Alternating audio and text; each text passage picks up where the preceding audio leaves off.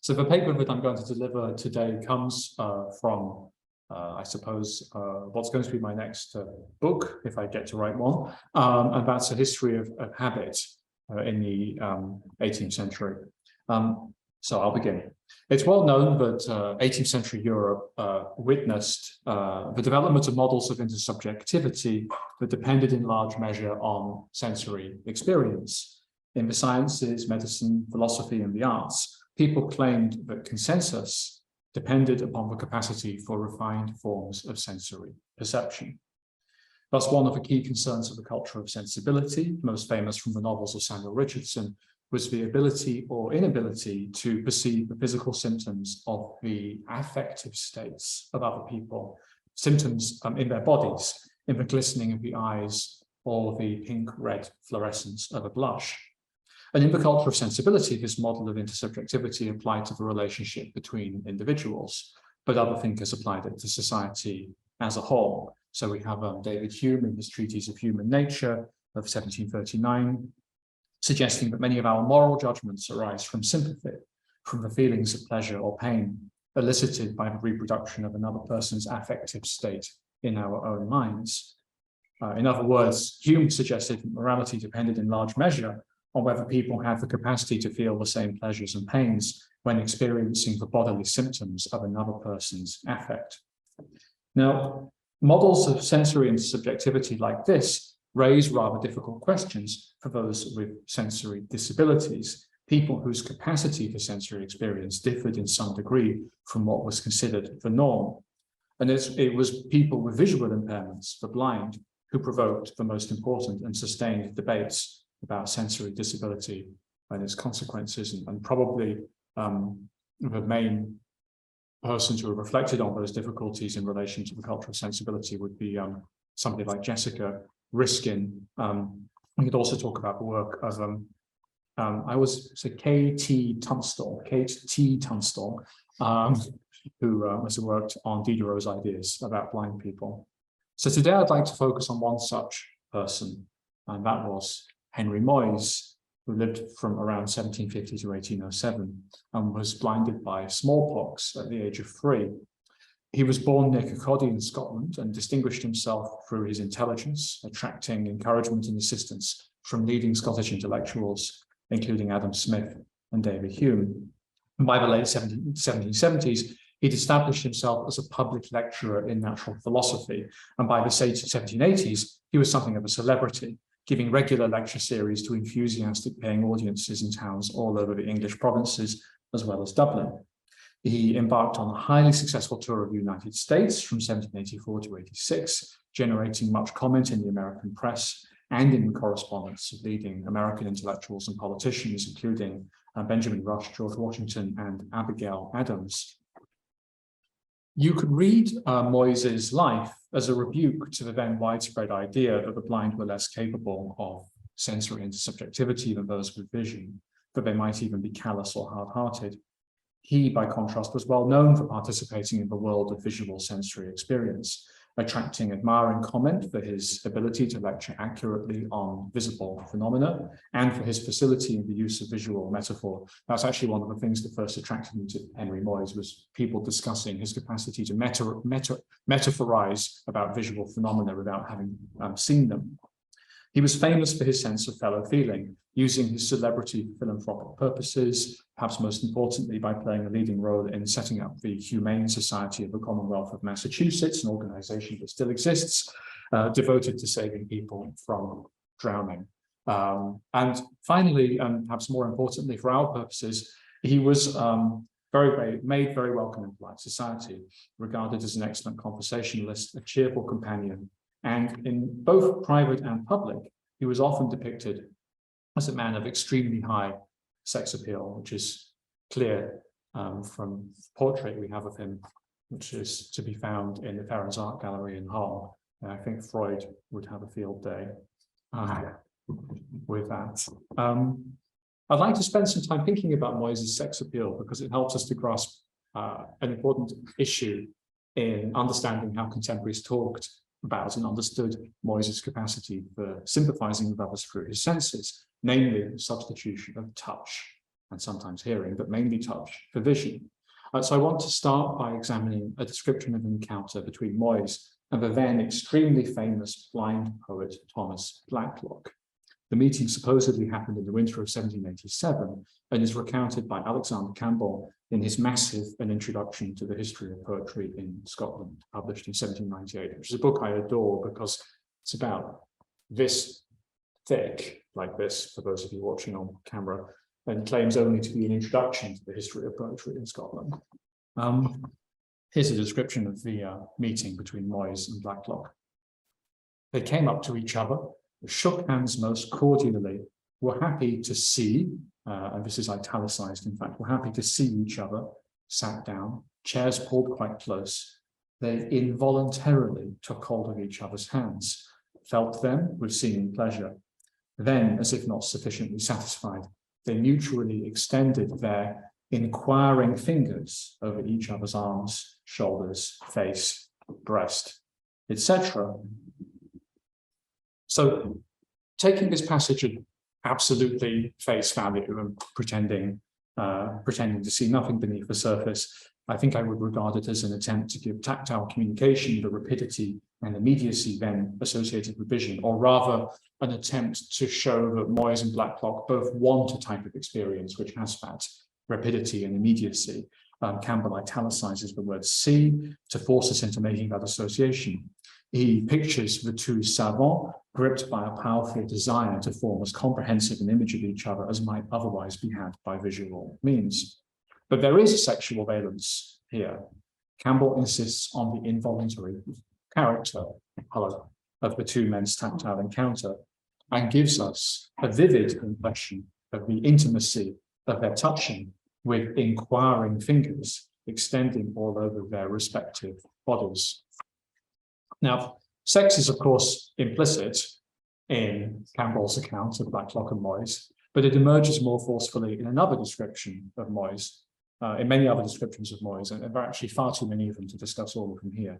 But I just want to consider one character portrait of Henry Moyes that was first published in the Town and Country magazine in January 1786. Is it surprising that he who feels the power of beauty, to whom important sacrifices are voluntarily offered, should wish for no more? Or can he be blamed for supposing that a refusal is scarcely probable, since he has seldom experienced one? So there are some questions we could ask here. Does the text suggest that Moyes' tactile mode of engagement played a role in giving him sexual appetites for a little excessive, perhaps? Does it hint that women found Moyes interesting precisely because his disability created an excuse to initiate a tactile encounter sooner than might otherwise be appropriate? I don't necessarily know the answer to that question, but there are echoes here of an anecdote repeated by David Hume to the literary scholar Joseph Spence in a letter of 1754 concerning our aforementioned blind poet friend Thomas Blacklock. Now, Hume had rather naively expected that Blacklock would pursue platonic relationships with women, informed not by their appearances, but rather by their intellects. Hume was disappointed to find Blacklock admit, slide 5, that the girls of my acquaintance indulge me on account of my blindness, with the liberty of running over them with my hand. So there's something potentially improper about this encounter with this obvious transgression of contemporary codes of conduct.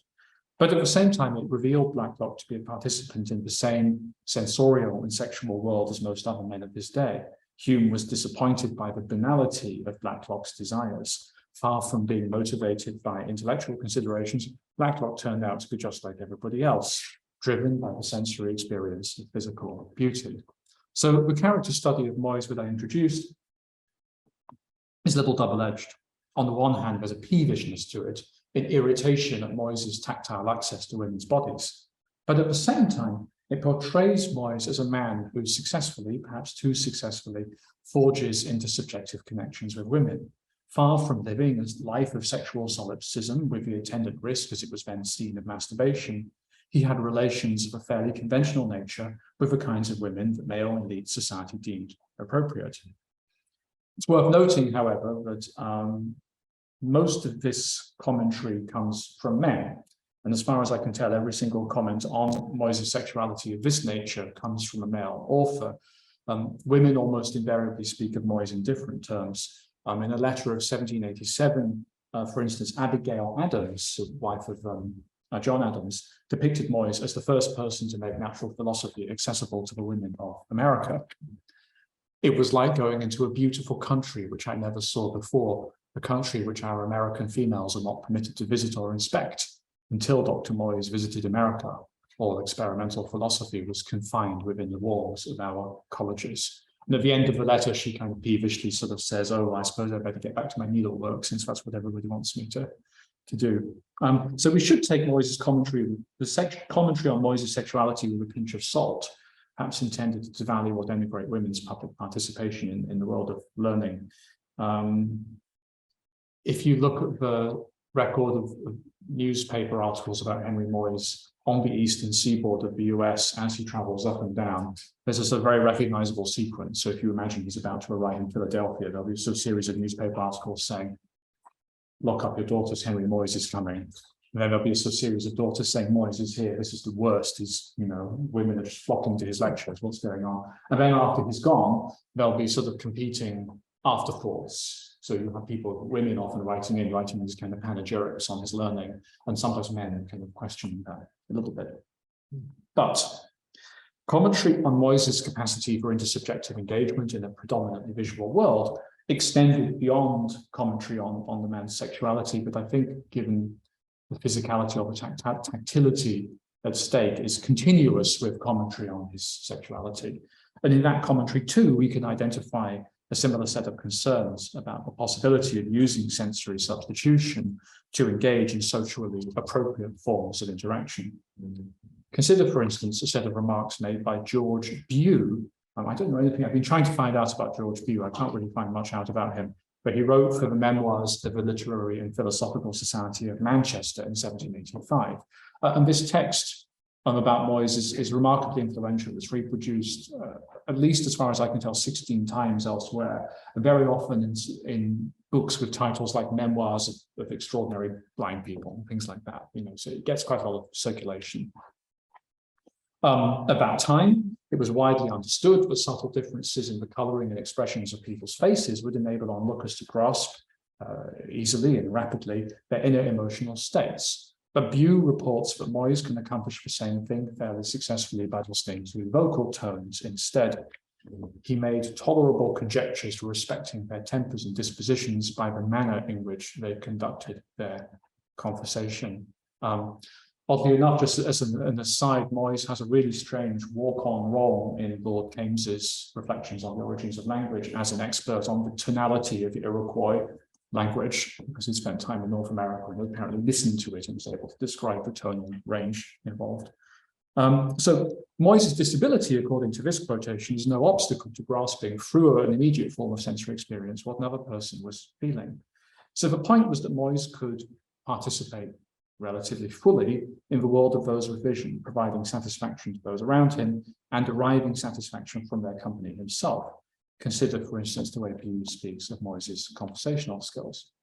He excelled in the charms of conversation, was happy in his allusions to visual objects, and discoursed on the nature, composition, and beauty of colours with pertinence and precision. So here, Bew is obviously doing something a little bit more than stating that Moyes is a good conversationalist. He's insisting that Moyes can talk with sighted people about the objects of vision, about visual phenomena to which he apparently had no direct access. So this account is a rather long way from Denis Diderot's earlier, admittedly complicated and playful speculations on the potential differences between those with vision and those without. In his famous letter on the blind for the benefit of those who can see of 1749, Diderot has suggested that the blind would obtain ideas of the world so different from those of their sighted counterparts that they would, left to their own devices, develop entirely different systems of morality. And I think this is taking the sensationalism that we see in Locke, Hume, and Condillac to its sort of logical conclusion, if you like. On this view, and Diderot does make it clear that he's toying with the idea rather than endorsing it, the blind would be incapable of socially appropriate forms of sympathy for those around them. I think this is one of the most striking and sort of acid remarks from Diderot's letter. Since of all the external signs would evoke ideas of sympathy and pain in us, the blind are only affected by the sound of suffering, I suspect them in general of being inhumane. What difference can there be for a blind man between a man urinating and a man shedding blood without a whimper? So here I think Diderot pushes this model of intersubjectivity based on sensory experience to its logical extreme.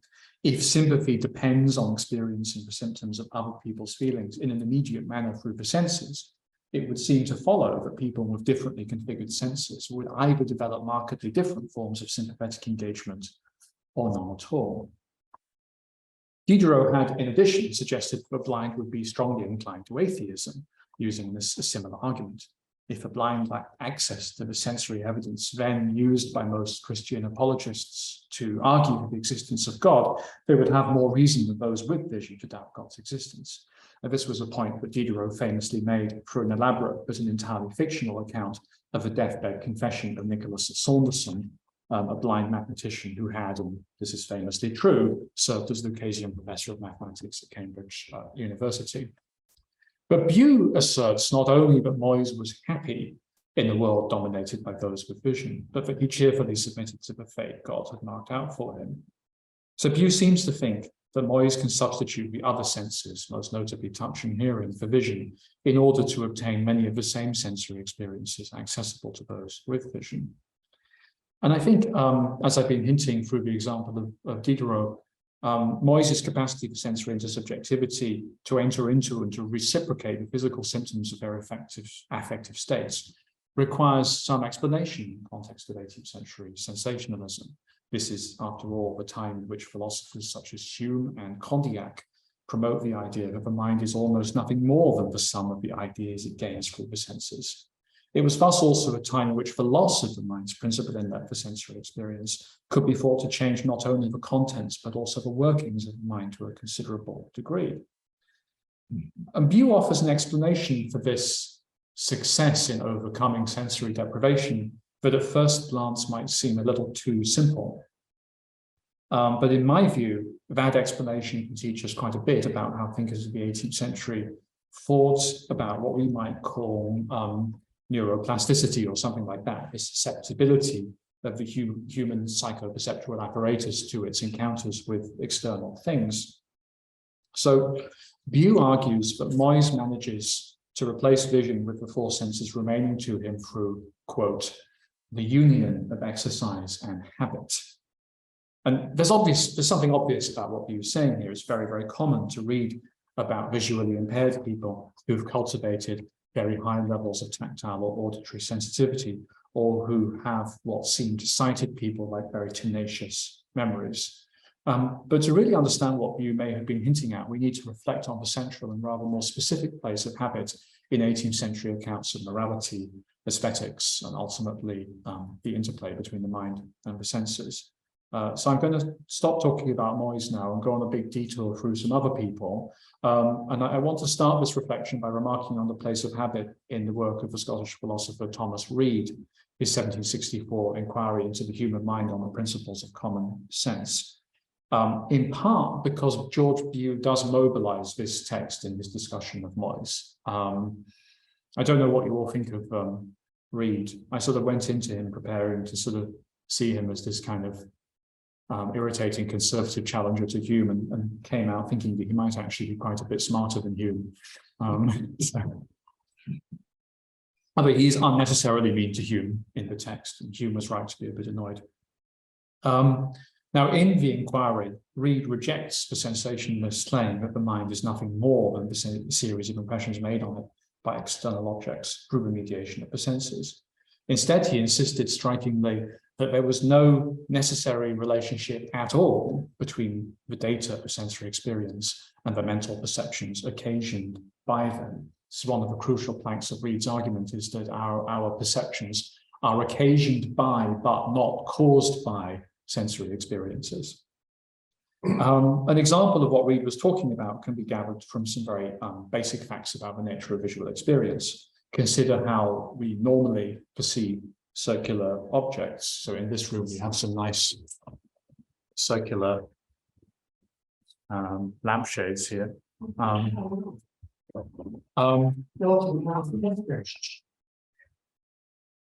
Now, consider how we perceive circular objects. It's pretty clear that normally our eyes encounter those objects as ovoid forms. That's the distortion imposed by optical perspective. But the mind is somehow enabled to turn those distortions into apparently accurate perceptions of the objects in question. So looking at my cup, for instance, I know that this is circular even though I have the sensory data clearly are not circular. Thus, Reid argues instead that the sensus communis, the common sense, supplies the mind with perceptions which do not arise from the mechanisms of sensory perception, and therefore the mind could be understood to play a far more active role in cognition than Hume and Condillac had earlier suggested. It was for this reason that Reid could famously assert that blind people had access to nearly all the ideas accessible to those with vision. Since Reid didn't think that the visual perception resembled the data arising from the eyes, he thought it possible for the other senses to furnish the mind with the stimuli that it needed to develop adequate ideas of the shapes, positions, and dimensions of external objects. But at the same time, Reid argues that habits, including habits of the body, can profoundly alter how an individual perceives the world. Indeed, he argues that habit governs much of what takes place when the senses occasion acts of perception in the mind.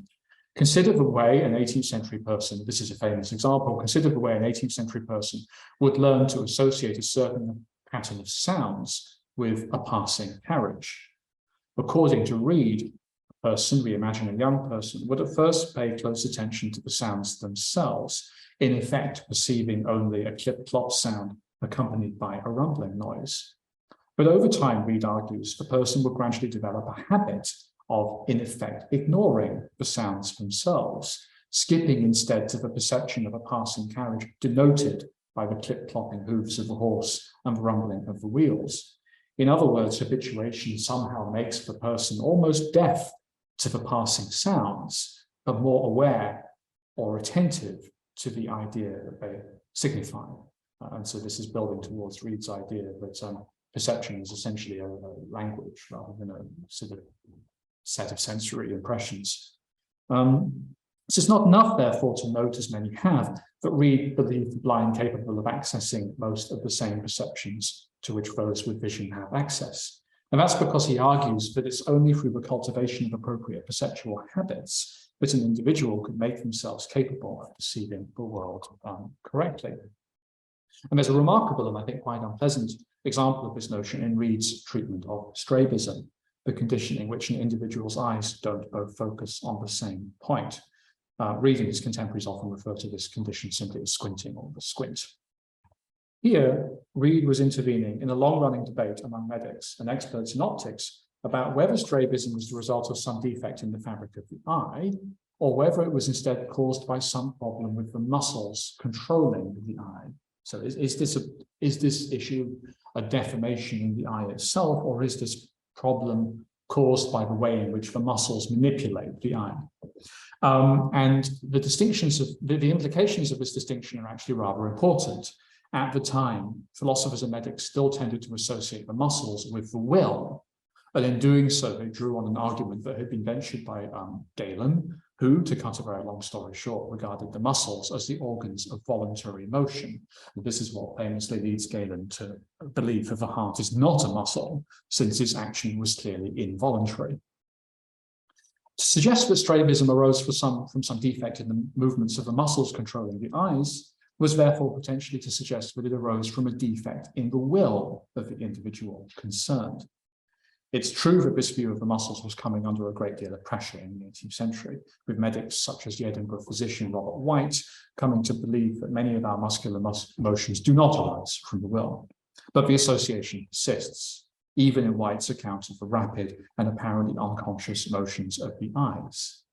On the one hand, White argues that the dilation and contraction of the pupils in response to differing degrees of light were involuntary motions, triggered in the body and mind by an uneasy sensation. So he's engaging here with Albrecht von Haller's distinction between irritability and sensibility. On the other hand, he argued that the motions of the ciliary muscles, which enable the eye to focus on objects at different distances, were voluntary, even though we are usually unconscious of them. Right? Voluntary, even though we're usually unconscious of them. So how does White resolve the apparent contradiction in asserting the possibility of unconscious voluntary motion?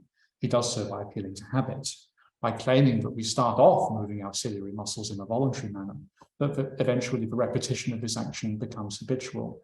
It was originally a willed action, but over time we lose our awareness that the will is involved.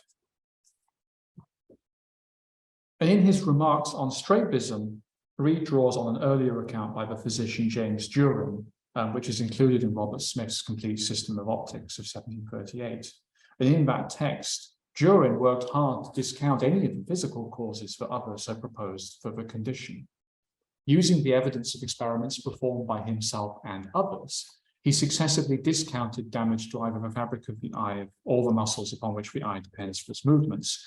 Instead, he identifies strabism as a, quote, vicious habit, putting forward the hypothesis that infants acquired it when their parents foolishly placed them in the cradle in such a way that they could see the nearest source of light with one eye only. It's really bonkers, right? In such a case, he proposed the infant would develop the habit of turning only one eye toward the light, leaving the other eye to act independently of the counterpart with which it should be in unison. Now, Duren's point is that the cultivation of perceptual habits or habits of attention could have consequences for our embodied experiences of the world.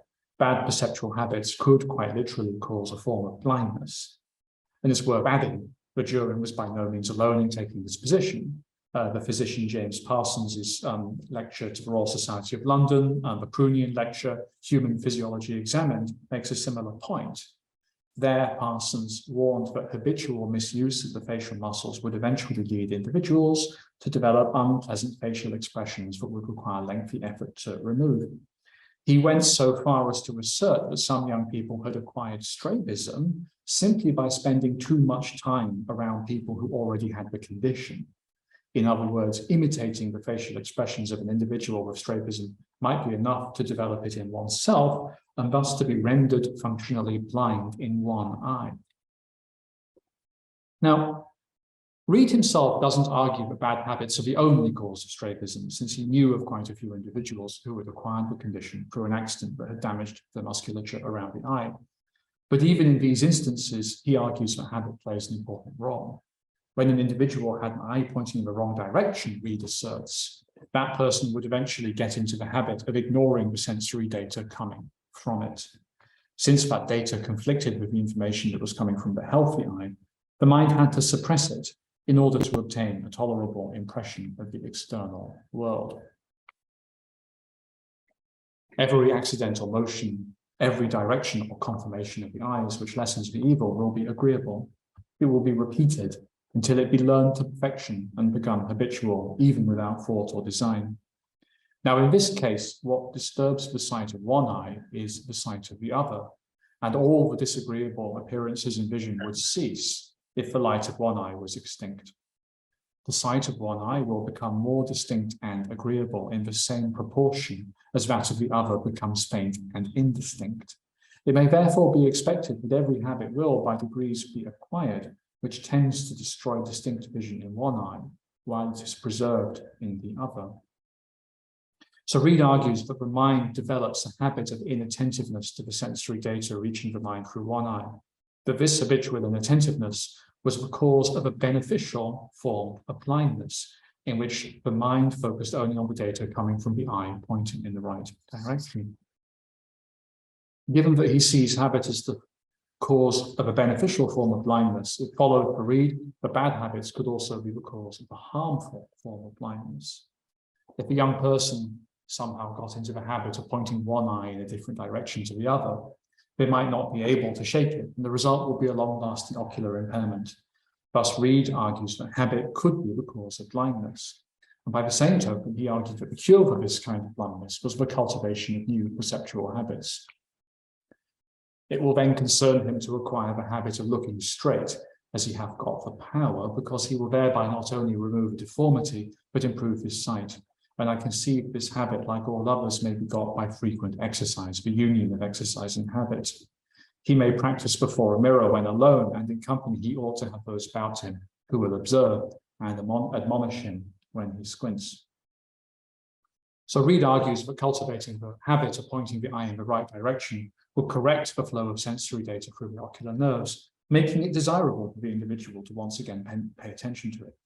And it's worth noting how Reid frames this cure in terms of intersubjectivity, stressing the importance of either using a mirror to enable the individual to feel as though observed, or even better, to rely on others to admonish him when he fell into his supposedly bad habit. Now, where does this leave our friend Henry Moyes? I'd like to suggest that the ideas represented by Reid's inquiry provided Bew and others with a way of explaining how Moyes could alter his capacity for sensory experience through habit and exercise. Bew wasn't simply suggesting that Moyes could use his senses to compensate for the ones he lacked. He was perhaps suggesting that the cultivation of those senses had actually given Moyes access to the world of vision. And the testimony of Moyes' success was his ability to reckon not only with the shapes and sizes of the objects around him, but also, and more importantly, with the affective states of the people he encountered. It's important to stress once again that Reid sees this interplay between the senses as meaningfully possible, owing to his suggestion that the sensus communis does not present the mind with images derived mechanically from the organs of sensory perception. But there was, I would also suggest, a potential cruelty in regarding the cultivation of new sensory habits as the solution to Moyes' potential exclusion from the intersubjective community of those with vision. Reading over the accounts of Moyes, I have constantly been left with the impression that people are testing him, trying to ascertain just how well he had managed to internalize the codes of sensibility so important to the polite circles in which he moved. Generally, Moyes was praised for having acquired the social virtues expected of a man in his situation. But what if he hadn't succeeded? Would he have been a man of bad sensory habits? And here there's the connection to the history of strabism. For some oculists of the 18th century, strabism was a matter of habit, to be corrected through something that comes across to us as a rather brutal form of sensory training. If habit gives people a way of imagining how the visually impaired could participate in their sensory world, it furnishes an equally potent mechanism for moral condemnation and exclusion. And all of this might make us think again about Moyes' strenuous efforts to frame himself as a man of both compassion and, it might seem, sensuality. We might wonder how much he felt himself pressured by those around him to display his mastery of contemporary codes of intersubjectivity. And it is with this thought in mind that I would like to turn to the object that I brought with me today, which is a recreation of Moyes' device for tactile arithmetic, geometry, and mathematics, which we can see on the table. So this is a recreation of Moyes' device for tactile arithmetic, geometry, and mathematics, built by a man called Andy Hornby, but following the specifications submitted by Moyes for the third edition of the Encyclopedia Britannica, published in 1797. So I'd like to take a moment to think about how it works. You're welcome to come closer, have a closer look. Essentially what we have is we have a series of 3 different types of pegs. The first one, which I'll also hold up to the camera there, is a peg with a triangle, right angle triangle at the top. You can see a peg with a right angle triangle at the top here. And you place it on the board, which is marked with grooves so that we can follow our position on the board using our fingers like that. Now, depending on the orientation of the peg, it can symbolize 1 or 4 numbers. 1, turn it through 90 degrees, 2, 3, and 4. Now we have another peg. So this is all designed to be tactile. Let me hold that one up to the camera, which has the same triangle, but with a little notch in it at the top. And in a way, I mean, it's easier to feel than it is to see. So if we place this in the board, the same process, it can serve as 5, 6, 7, and 8, like that. So for instance, if I were to place these alongside each other, I've got 1, 5 making 15. And finally, we have a peg with a square flag on the top, which can serve either as our 9 or our 0. So if we place it in this orientation, it's 9. So now we have 1, 5, 9, or we can have 150. We can turn it to make 150, like that. And so you can do really whatever calculations you like with this machine. So for instance, if we wanted to just do something very, very simple, I can put in a 6. I can put in a 4 and a 0. And then through simple tactility, so I know that I've got 1 and 6 equals 7. I'll separate that one a little bit. And then we have 5 and 4 equals 9.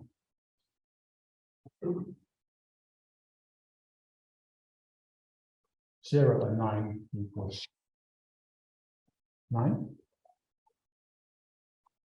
And so that, hopefully I've done this right. I sometimes screw this up when you do presentations on the spot, but we should have 7, 9, 9 there. So you can do arithmetic in the same way that you do written arithmetic, but using these tactile signs, which are very, very easy to read. I haven't received formal permission yet, but this has been tested by one of our students who's completely blind, and it's extremely effective, quite easy to use. One of the advantages of this machine is it can also be used by sighted people too, and some of the other devices for blind calculation that were done in the 18th century. So Nicholas Saunderson's machine, for instance, is extremely hard for sighted people to use because it relies on a level of tactile sensitivity that most sighted people don't have, whereas this is a bit more accessible and usable.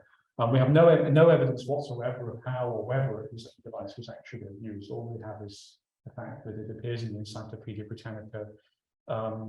There's a blind natural philosopher that lives in Kendal in the Lake District called John Goff, who may have constructed. I know that he had a similar device. I don't know if he followed the same specifications or not, but there's some sense that it could have been used. There's one other thing you can do with this, which is nice.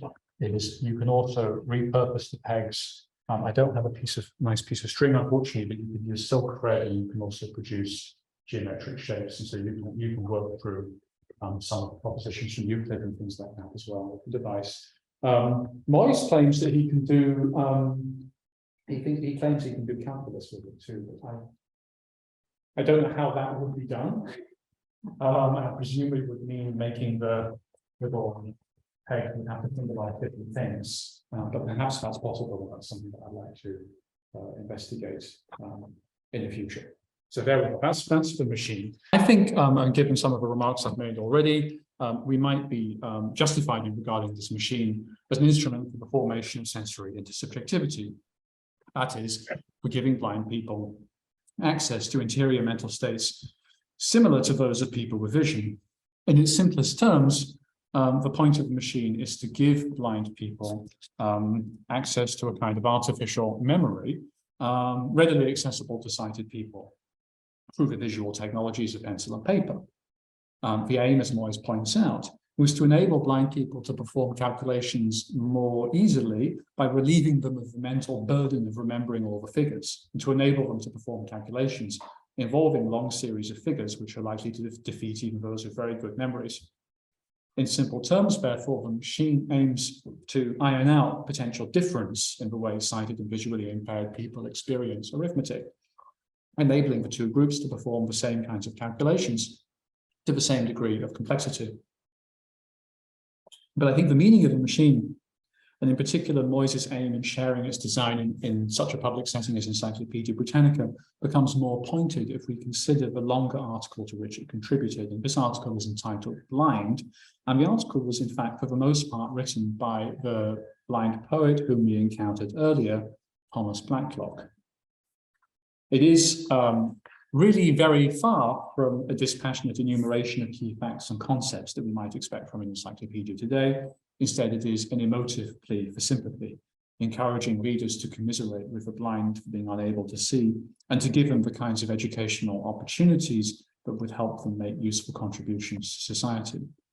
What's more, Blacklock positions sympathy for the blind, expressed in the provision of education, as the opening gesture in a form of intersubjective communication that will grow richer the more it was pursued. The reward for that sympathy would be nothing less than the transformation of those without vision into people capable of reciprocating that sympathy in a desirable manner. And habit was, of course, central to Blacklock's account of how this transformation might be effected. Blind people would become pleasant and productive members of society by cultivating habits of sensory and cognitive attention that would enable them to reproduce the behaviors that supposedly came more easily to those with vision. I would say that the calculating machine was Moyes' contribution to the project that Blacklock outlines. As such, it has a reflexive quality. Yes, on the one hand, the device is a means of ironing out the cognitive differences between sighted and visually impaired people. But by sharing the design, Moyes demonstrates both his compassion for other blind people and his commitment to the project of integrating them into a sensory community dominated by those with vision. And perhaps most importantly, it serves as a reminder of how double-edged was the 18th century tendency to regard the mind as something that individuals could make and remake through the cultivation of habit. On the one hand, Moyes' calculating machine holds out the possibility of intersubjective community, enabling the blind people who might use it to cultivate ideas and thought processes the same as, or at least similar to, those with vision. But on the other hand, we're reminded that such notions carry with them a heavy moral charge, with failures to engage in socially desirable behaviors, accompanied by the suspicion that some moral failure, a failure to cultivate appropriate habits, was their cause. The calculating machine was perhaps Moyes' response to the predicament imposed by this vision of the individual's role in shaping their own humanity, a vision which extended so far, as we've seen, as to regard some forms of blindness itself as the result of an individual moral failing. Confronted with such a charge, he needed to demonstrate nothing less than the possibility that he could see, that through his touch, taste, hearing, and smell, he could enter into the world of visual sensory experience. So, thank you.